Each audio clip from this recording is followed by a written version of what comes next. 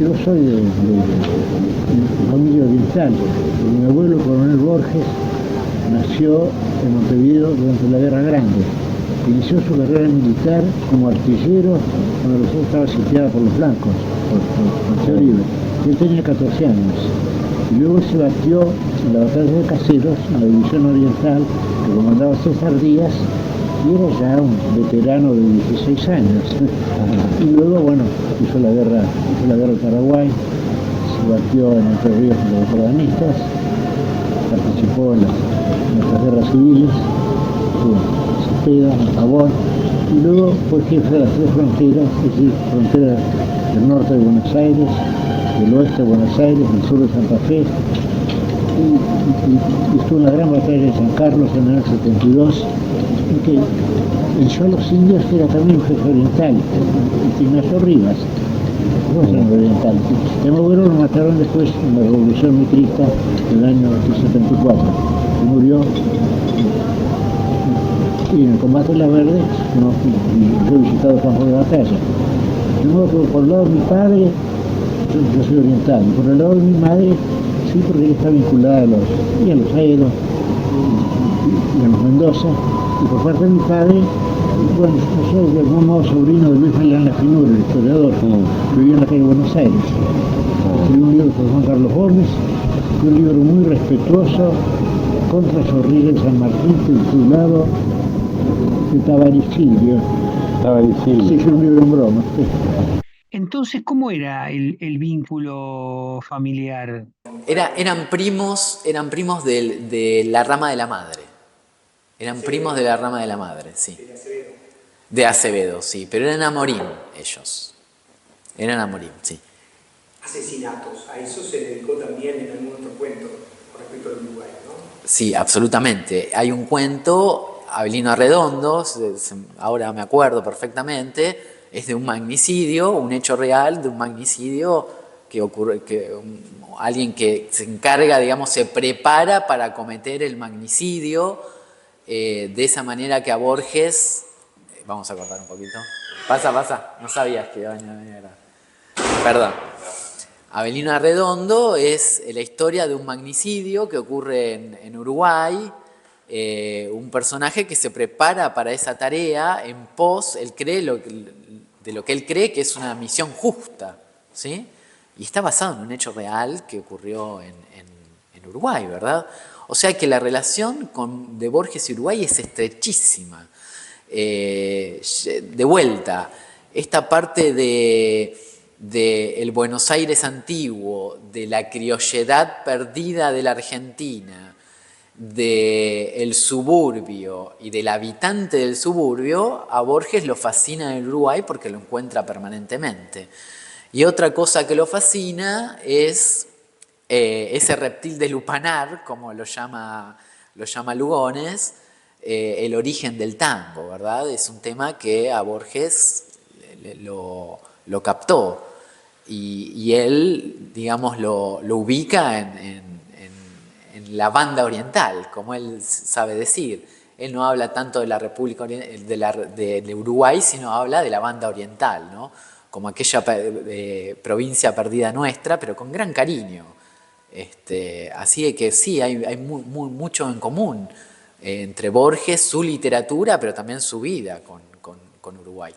Y después hay algo que nosotros alguna vez que hemos ido con alguna muestra a Montevideo, nos gustó rescatar, que es que Borges veía que Uruguay era la Suiza del Cono Sur, en el aspecto no bancario que lo podríamos aunar, pero no en ese aspecto, sino en el aspecto de la civilidad. Él recalca que el ciudadano uruguayo es mucho más civil que el ciudadano de Buenos Aires.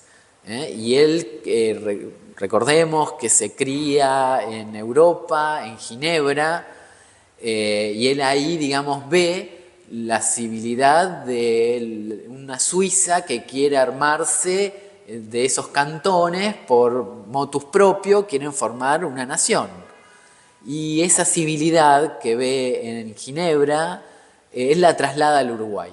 Para él es la misma, el mismo ámbito, el ámbito de una población muy civil, muy educada, la asocia al Uruguay. Y siempre lo dice, que es muy agradecido con el pueblo uruguayo. Sí, para mí es eso, para mí es la moral, la ética, no es la moral, la ética del criollo, lo que él ve ahí. Hay algo de esa cosa fina que él rescata, ese pudor que Buenos Aires ya no tiene. Un poco esa es la distancia, ¿no?, entre Buenos Aires y Montevideo. La equiparación sería eso, Montevideo, Uruguay en general, es esa ciudad que añora en Buenos Aires y que ya no se encuentra porque está arrasada por la modernidad, ¿no? Me parece que eso es lo que él sigue viendo ahí. ¿Qué me cuentan de sus conferencias que iba a Montevideo? Bueno, nosotros tenemos registrado, y de hecho fuimos como parte de eso, conferencias en la década del 40,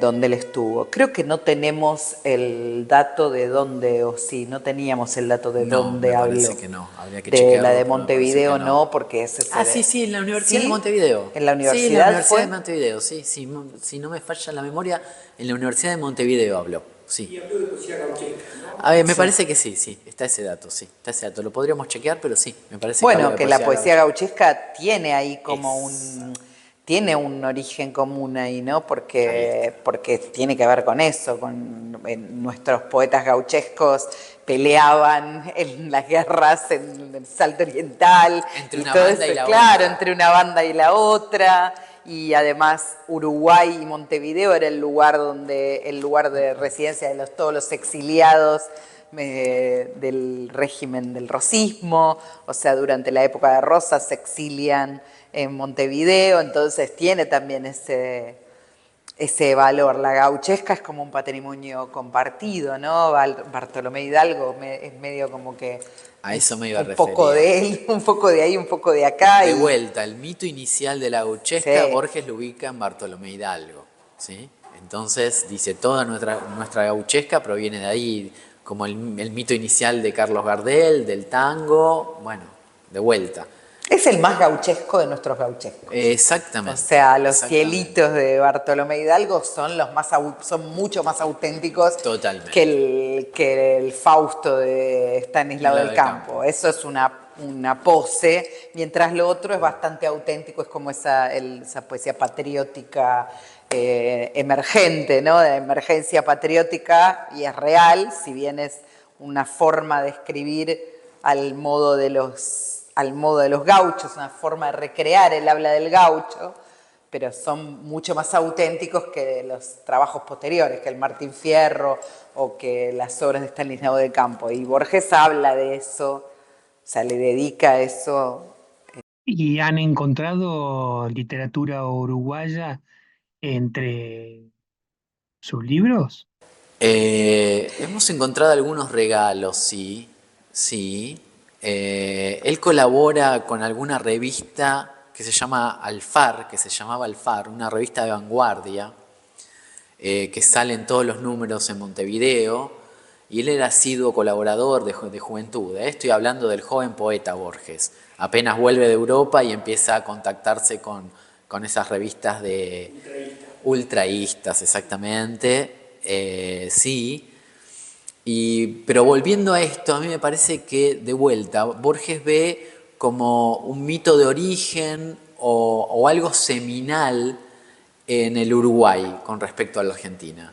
Ve como que hay una huella mítica y germinal del ser argentino que se encuentra en la banda oriental. Si se me permite, dos cosas. Una, que es curioso, que también es su propia huella de origen, o sea, él busca ser el que fue concebido en la banda oriental y ve en la banda oriental el origen de algo de nuestra literatura, y voy a restringir el concepto de argentinidad porque me parece que se restringe al Río de la Plata. Sí. O sea, la identidad del Río de la Plata, ¿no? Borges es un autor, o sea, la identidad es la rioplatense, que me parece que es la que compartimos, o la que comparte Buenos Aires con Uruguay Uruguay. fuertemente. Ese ¿no? espejo que hay, ¿no? Porque después la Argentina es muy grande, Sí. ustedes sabrán.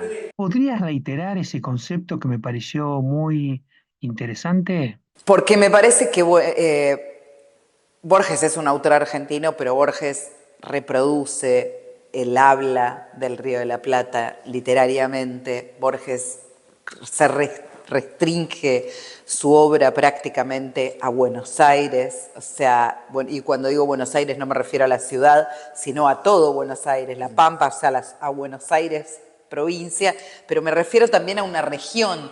Es una región que es la región del Río de la Plata, por eso él habla de la banda oriental y no de Uruguay.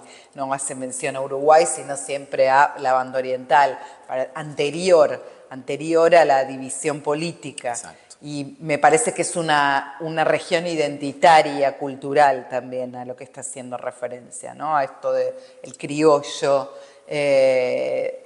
Está haciendo referencia a eso, ese gaucho que comparte algo cultural, eso, es una identidad cultural común. Sí, luego la Argentina, como volví a decir, es muy grande. Y lo que decía Borges, bueno, de hecho el país son retazos de Buenos Aires esparcidos un poco por el territorio, ¿no?